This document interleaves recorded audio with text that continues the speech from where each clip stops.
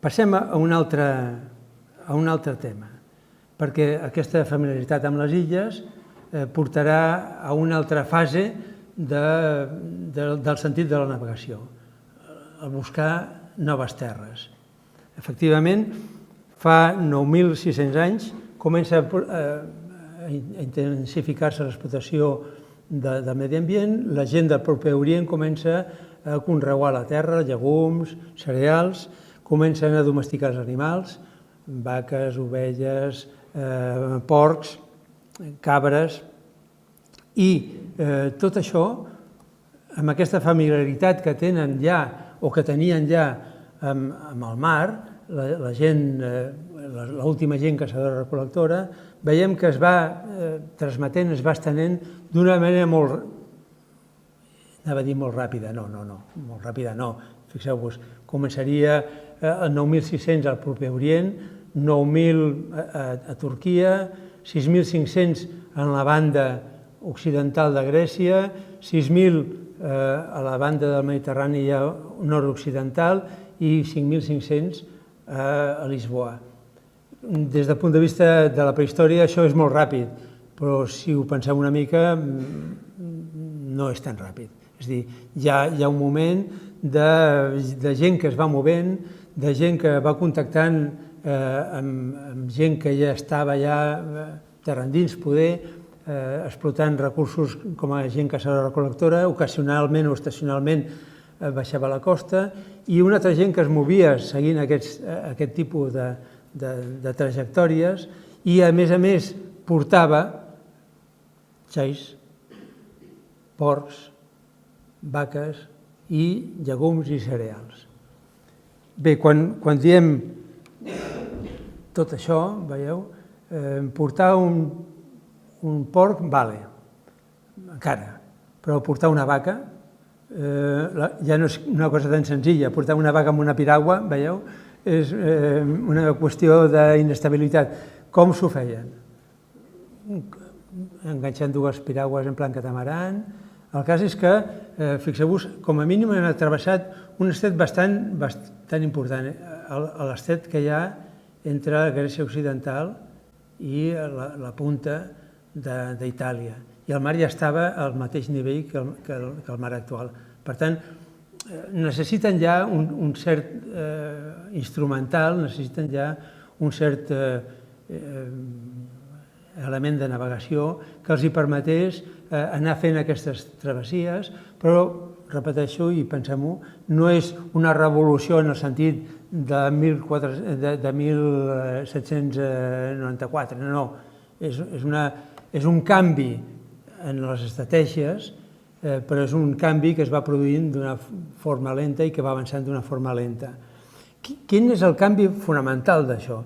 El canvi fonamental és que la gent caçadora-recol·lectora té el seu sostre limitat.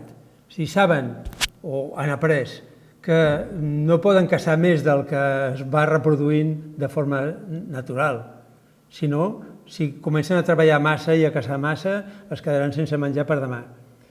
La gent agrícola i la gent ramadera no té aquest límit tan fixo col·locat.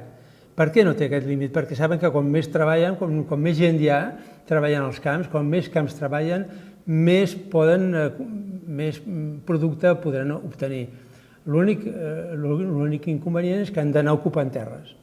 És a dir, aquí darrere d'aquesta expansió pot haver-hi exactament aquest element social. La gent es va reproduint a un nivell creixent, la gent sap que produint més obtindrà més producte i, per tant, necessita més terra, necessita o pot, diguéssim, donar-li utilitat a treballar més del que es treballava abans. Tornem a les illes. Aquí teniu les illes de Malta, l'arxipèlag de Malta. Des de Sicília es poden identificar, no ho veieu perquè hi ha boira aquí, però es podien identificar perfectament, des de Sicília es poden identificar les diferents illes de la zona de Malta. I tenim, fa uns 5.200 anys, la primera ocupació documentada en una cova. la cova de Gardalam. I què trobem aquí? Elefants nans massacrats i hipopòtams petits massacrats. Però en aquesta cova ja són gent que, malgrat que fan aquesta escabatxina d'aquests animals, també estan començant a conrear aquest terreny. Ja estan assentant-se en aquestes illes. Hem parlat de piragües. Quines són els primers documents directes d'aquest objecte, d'aquest instrument de les piragües? En l'Europa mediterrània, el primer indici el trobem en un llac d'Itàlia, del centre d'Itàlia, i és el jaciment de la Marmota, un jaciment que està, al pujar al nivell del llac, ha inundat el poblat, i a l'inundar el poblat s'ha conservat tot el que hi havia a la riba d'aquest poblat. Aquests veieu com a banyoles, els pals de les cases, els pals dels llocs on lligaven les embarcacions, i aquí el que esteu veient en el centre és una piragua. En aquest jaciment hi ha com a mínim 5 piragües. 5 piragües que, fent la reproducció experimental, podien portar fins a 11 persones remant. Aquesta és la piragua que es conserva en el Museu Luigi Pigorini, una de les grans. És un tronc buidat. Però també en aquest jaciment hi ha joguines de piragües. És a dir, les criatures ja s'entrenaven, ja tenien aquesta familiaritat amb les piragües. Vol dir això que han portat els porcs, les vaques, etc., Malta amb això? És poc probable. És més probable que hi hagués un tipus d'embarcació una mica més sofisticat o una mica més gran que no pas aquestes piragües que són de travessa de llac. Parlem d'una altra illa, la illa de Sardenya. Aquest és l'estret de Bonifacio, és a dir, des de Còrsega, des de Niça es veu Còrsega i des de Còrsega es veu Sardenya. Per tant, no és estrany que aquesta gent passés a Sardenya, aquesta és una altra vista de Sardenya, una de les coves ocupades d'antic a Sardenya, i aquí a Sardenya també trobem que han aportat cérvols. O sigui, han portat cérvols salvatges, els han col·locat en la illa, porcs, vaques, ovelles. A la illa de Còrsega segurament se'ls van escapar algunes ovelles i es van tornar salvatges.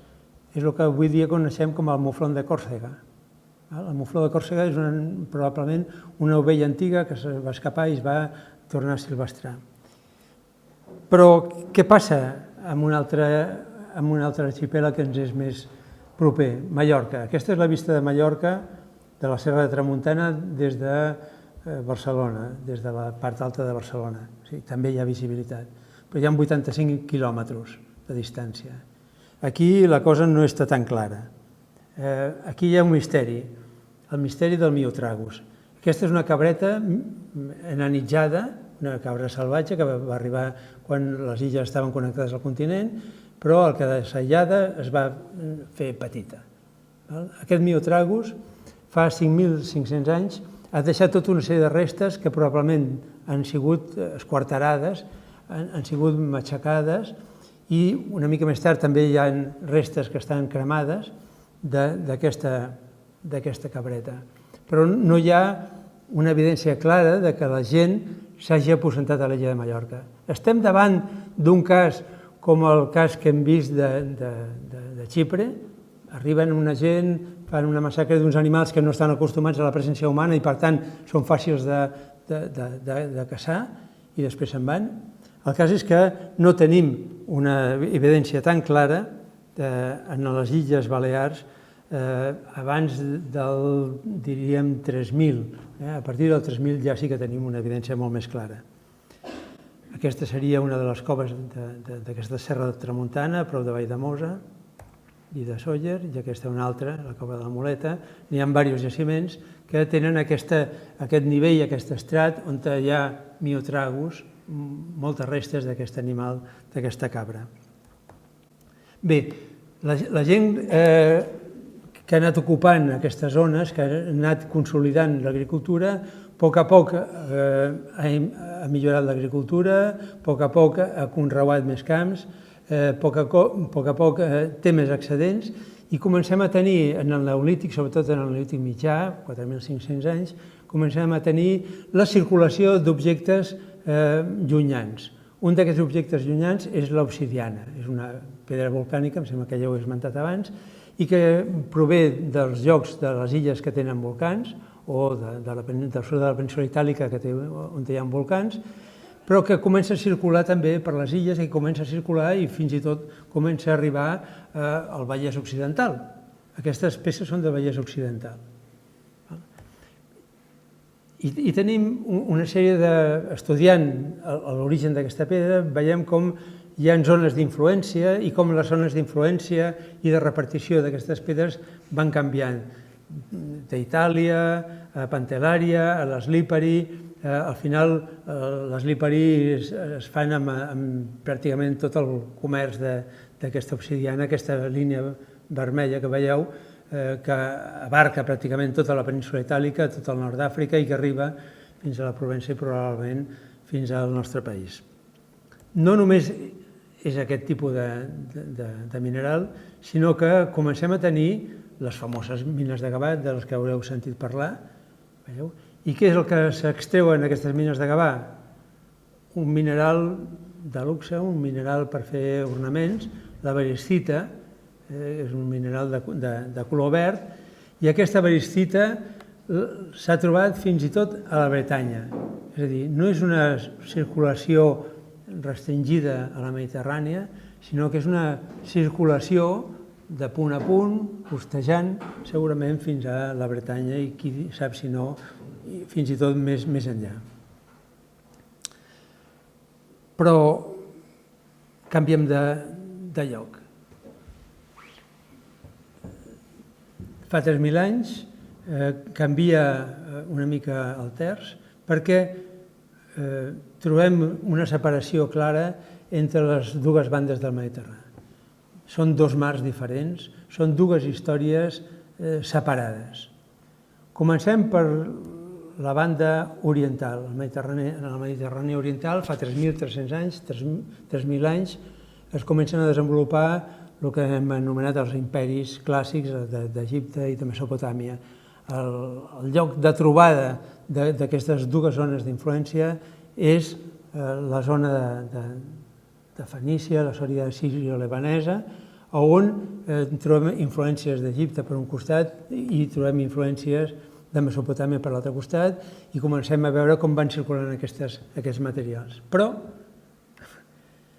faré una trampa, fa 3.000 anys ja hi ha escriptura, per tant, oblidaré això. Anem al Mediterrani oriental central, a les illes Cíclades. Les illes Cíclades se'n beneficien d'aquesta circulació d'aquests materials.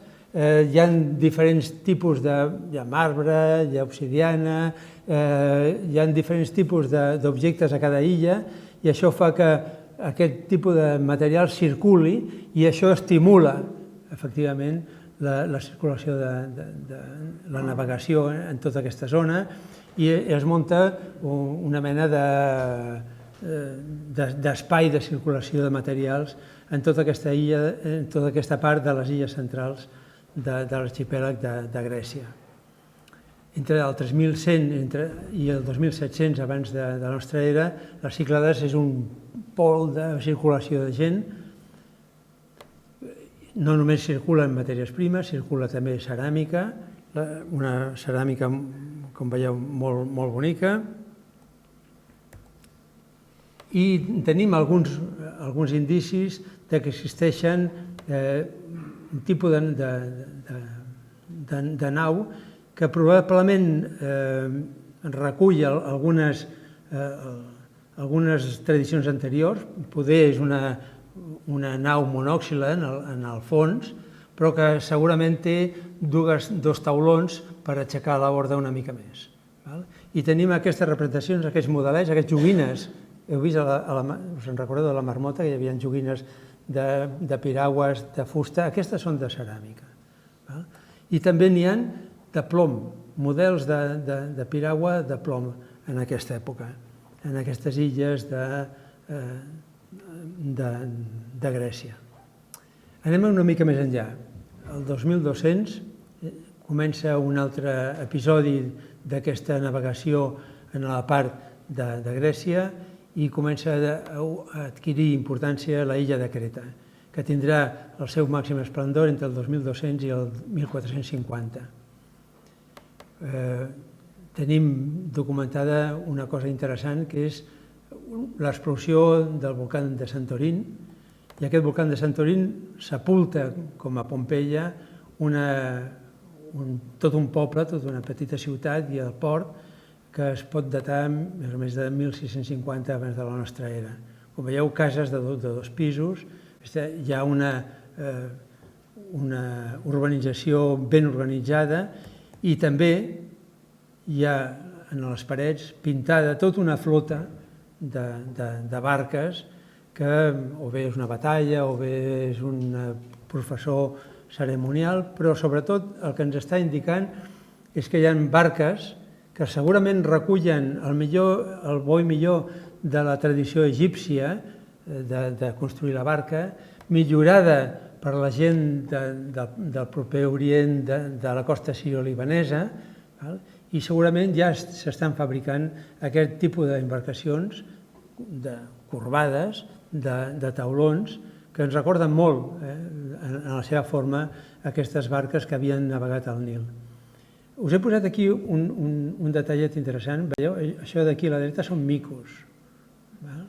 Doncs hi ha una representació, hi ha un model d'aquestes barques on es veu un mico, o sigui, no és una joguina en aquest cas, és una làmpara de bronze que representa una barca, i en la barca hi ha un mico fent així. Per què? Perquè poder aprofitaven la percepció d'aquests animals per indicar la costa o per quan s'apropaven a la costa. És a dir, utilitzen, els egipcis també ho veiem, que pugen mandrils o madries a les barques, i això els serveix també com un mitjà de navegació. S'ha reconstruït una d'aquestes barques, s'han fet reconstruccions de com podien funcionar aquestes barques i no en parlaré perquè ja se'n va parlar, em sembla,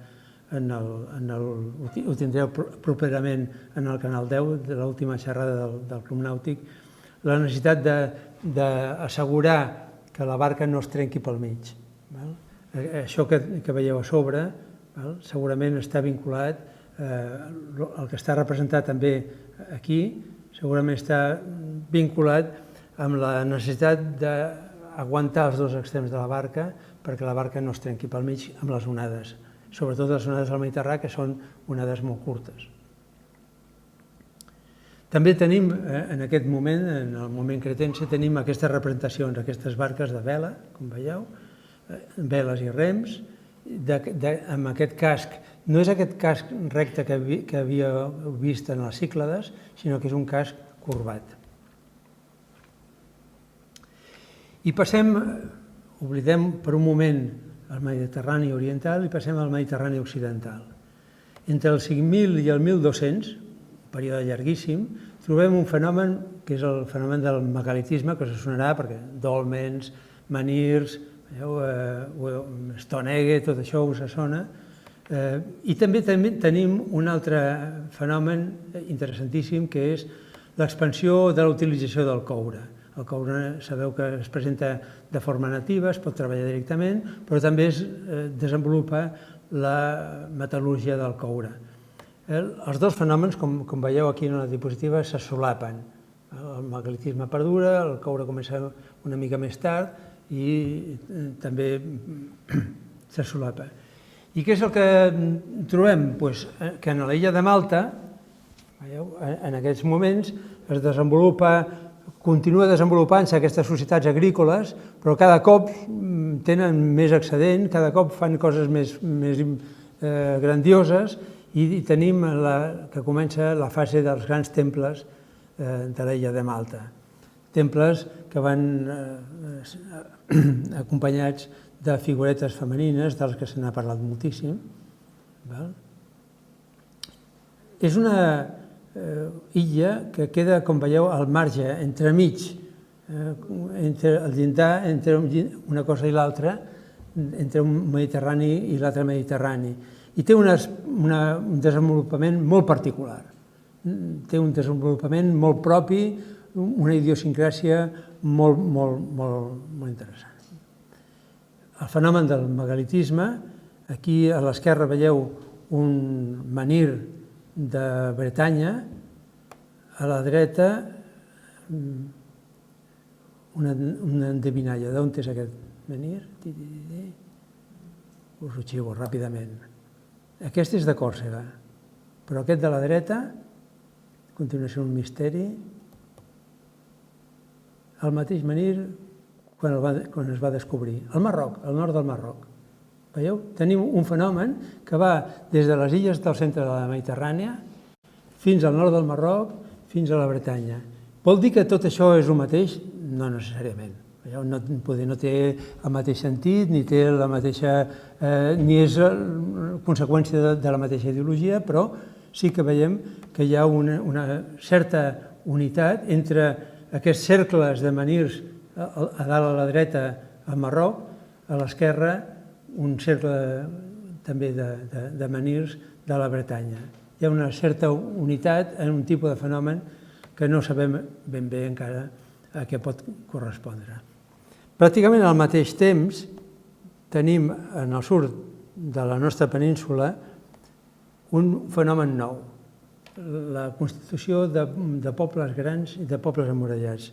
Aquí teniu una reconstrucció del que podia haver estat el poblat dels Millares.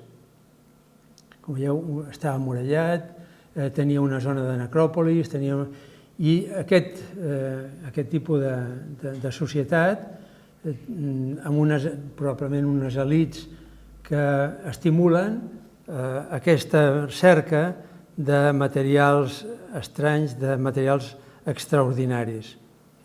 Aquests materials extraordinaris, aquí en veieu uns quants. Estem parlant d'Almeria.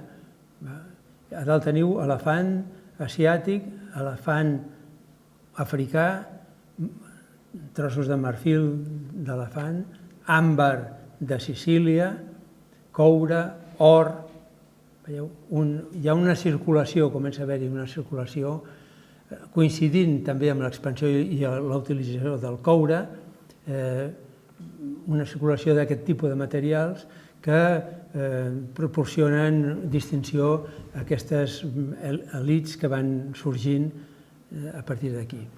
Hi ha fenòmens poc explicats.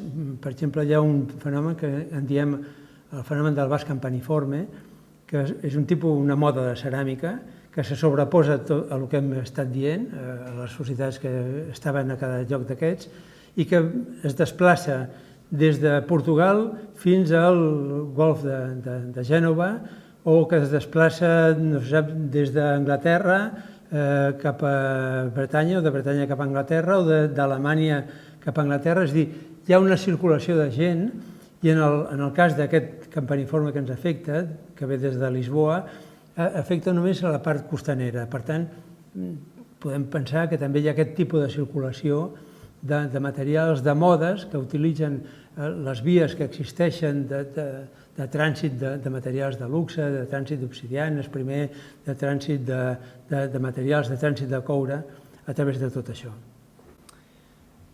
He parlat de Malta, he parlat que a Malta hi ha una societat molt original, continua durant mil·lennis desenvolupant la seva vida. Però a les Balears, des del moment aquest de fa 3.000 anys en què es comencen a instal·lar, també veiem aquest fenomen. Però aquest fenomen, aquest desenvolupament tan original de les Balears, va lligat a la circulació de lingots de coure.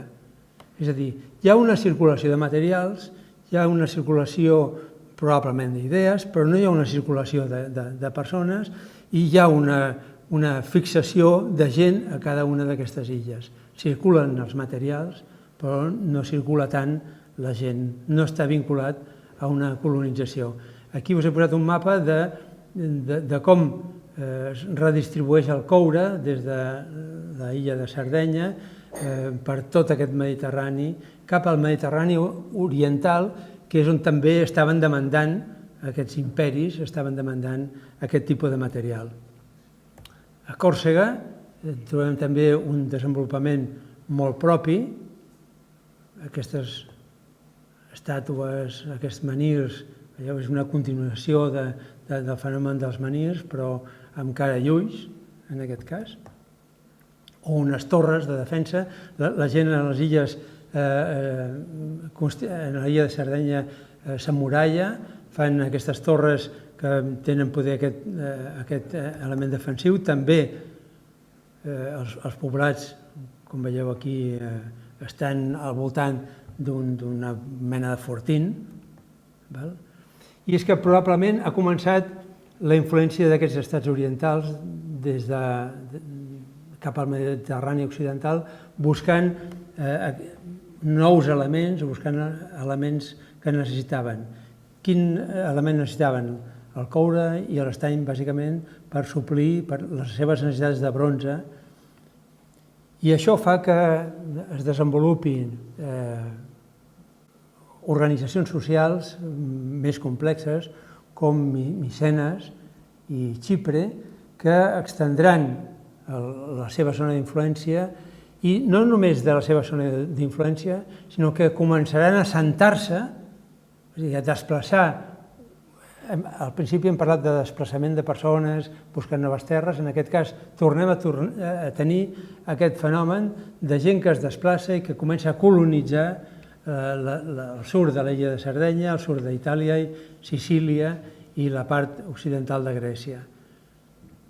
Això comença a produir-se en la segona meitat del segon mil·lenni. Ens estem acostant al final. I veiem que aquesta circulació de materials coincideix amb la presència de tresors en els poblats de la península. Això són diferents tresors que s'han trobat en la zona d'Alacant o en la zona d'Andalusia, acumulats en amagatalls o bé acumulats en les tombes. I justament també en aquest moment veiem que es desenvolupen les teories. Hi ha una controvèrsia entre les diferents teories. Hi ha influència de Micenes en les societats de l'Occident, en les societats andaluses. Sabem que hi ha una influència de Micenes en el centre del Mediterrani, però el desenvolupament del que els col·legues han anomenat la cultura de l'Argar, que és una cultura on hi ha una enorme acumulació d'aquest tipus d'or, de plata, de coure, de bronzes, etc., on hi ha una elit que controla la mineria del coure de tota la part aquesta oriental d'Andalusia.